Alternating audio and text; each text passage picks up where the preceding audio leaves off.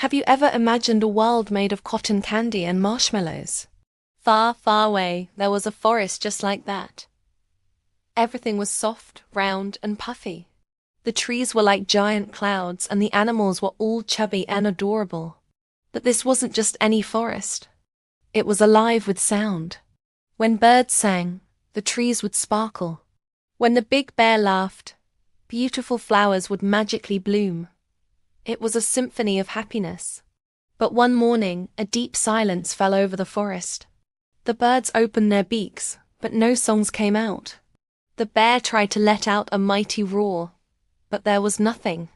The forest, once so full of life, felt empty and cold. All the bright colors started to fade away. The animals gathered, scared and confused. Where had all their wonderful sounds gone? Just then, a tiny, puffy hedgehog named Pufi stepped forward. He was the smallest of them all, but he had the biggest heart. Pressing his little ear to the ground, he heard a faint, tiny whisper coming from deep below. It said, "Find me." The voice was calling from the very heart of the forest. Pufi knew he had to do something. He gathered his friends, a gentle bear, a speedy rabbit, and a wise old turtle. Together, they set off on an adventure into the quiet woods. As they ventured deeper, the forest grew darker and harder. The softness was gone. Finally, they reached a giant, round stone with a glowing symbol on it.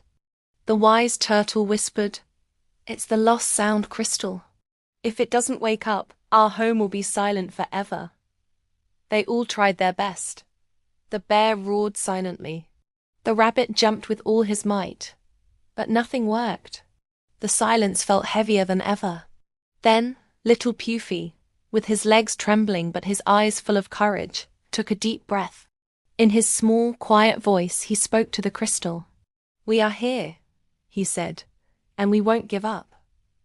At his words, the crystal started to hum. A brilliant light burst out, washing over the entire forest. Suddenly, the sounds returned. Birds sang their cheerful songs. The ground became soft and bouncy again, and all the colors rushed back, brighter than ever. The animals stared at Pufi in awe. The smallest one, with the quietest voice, had saved their world. And they all learned a very important lesson that day. Your voice doesn't have to be loud to be powerful. As long as you have courage, even the smallest whisper can change everything. Thank you for watching, and don't forget to like and subscribe for more stories.